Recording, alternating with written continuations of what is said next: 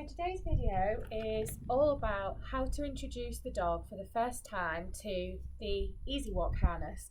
So this is the black and grey harness that you can see here. It's important before you start doing this to first of all read the document that explains what the Easiwalk is, why we use it, and also the times that we do and don't use the Easiwalk, and what the dog is and isn't allowed to do, because this is going to be part of the dog's official hearing dog uniform when they're out working in public places. Once you've read that document, you can get going. So if you haven't used one of these harnesses before, I'm first of all going to explain to you sort of how it goes on. We do also need to make sure that the harness fits the dog properly, but that's going to come later, because first I need to teach the dog to be happy, confident, comfortable wearing this and excited about the sight of it. So you can see with this harness that it's the best place for me to stand. You can see that we have black parts and grey parts to the harness. It can look a bit confusing, but to keep it really simple, all you need to make sure is that the black strap is always attached to the other black strap, like this. So you can see the black and the black go together. Once you've attached the black and the black, they can actually stay together. You don't really need to take them apart. So you can see this forms a sort of circle, and this is where we're going to put it over the dog's head. So the dog's head's going to go through here. You can see the little D-ring, the loop here, and that's where the lead will attach eventually. That's going to point down. So this is slightly different to your Explorer harness that clips on the top of the dog. The lead's actually going to attach at the bottom here. So we'll put this over the dog's head. Once it's over, the grey strap goes underneath the belly and clips on. Hopefully you'll see that as the video continues. At the moment, I'm not sure if this harness is going to fit my dog properly. We're going to worry about that later once she's happy wearing it. So, the way I'm going to do this is by using lots and lots of treats to start with. I want her to learn that wearing this harness is really fun, and when she gets it put on, she always gets something exciting. She gets a treat, a toy, a game, and lots of fuss and attention. So I've got my pot of treats here. You heard that, did you? So this is what I'm going to do with my hands.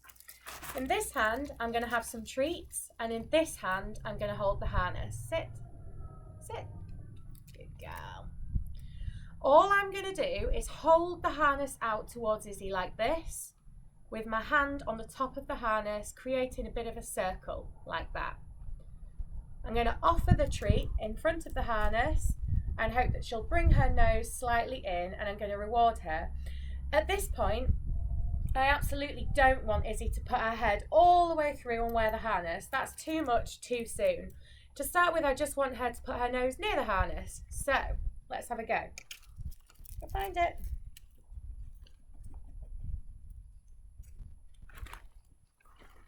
You can see as she's finding that treat, I'm getting myself ready. I'm holding the harness out to her in a circle, sort of at the level of her head, and I'm going to hold a treat in front. Good. And that's all I want her to do.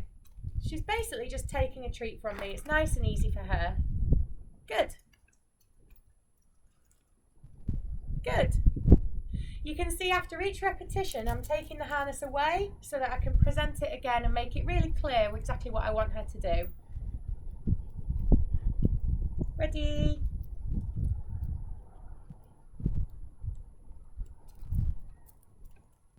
Good. Good. You come on to the side. Sit. Sit. Good girl. Cool. So you can see at the moment her nose is just slightly in the hole. Good girl. There's a really important rule with this exercise, a rule that you should remember, and that is that the hand holding the harness never moves. It is going to be so tempting to just slide it over the dog's back and pop it on. No, we're not doing that. This is about choice. So we want the dog to make the choice to put her head through the harness. I'm not going to do it for her. This is because I don't want her to push too far and then become really scared and anxious about the harness. So this hand will not move, it will stay where it is, and I'm going to be luring her gradually through. Ready? Good. So this next treat, I'm going to hold the treat slightly more towards this way. Yes. And the idea behind that is just to get her to push her head through a tiny bit more. Good girl. Go back. Okay, so we're going to try again. Good. Good. Good. Off you go. So you can see now she's putting her nose through slightly more quickly. This is going to happen at a different speed with different dogs. Some dogs will take to this quite quickly. Other dogs, particularly body sensitive dogs, are going to need lots and lots more time, and that is absolutely fine. I would never expect this to happen over the period of one session. Have a little go, try for 2 minutes, come back to it another day. Round here. Good girl. Good. Trying to get her on a side angle so you can see. Ready? Good girl. You can see my hand holding the harness isn't moving. All I'm doing is slightly luring Izzy through. Good girl. Well done. Off you go. Good girl. So we've progressed quite quickly with that. Izzy's quite used to training with different bits and bobs. She's never actually worn a harness before, so this is really new to her. And actually she's a very body sensitive dog. She doesn't really like being touched much at all. So she's doing really, really well. Ready? And keep watching my hand holding the harness. It's not moving. I'm not pushing the dog over the harness over the dog's head. I'm just luring her through. Wow. So now she's pushed her head all the way through, and she's actually wearing that harness now around her neck. And I'm just going to keep rewarding her for that and telling her what a good girl. She'll feel that it's on her back. She knows it's there. And I'm just telling her, wow. I'm teaching her that when the harness is on her back, she gets feeded? She gets food. And when it's taken off, the food's not there anymore. So I'm hoping that Izzy's going to learn that wearing that harness is a really, really good thing. Good girl. Go. So we're going to try that again now. Ready? Wow, did you see that? So she walked straight into the harness and popped her head through. Good girl. We'll find it. Gonna try again.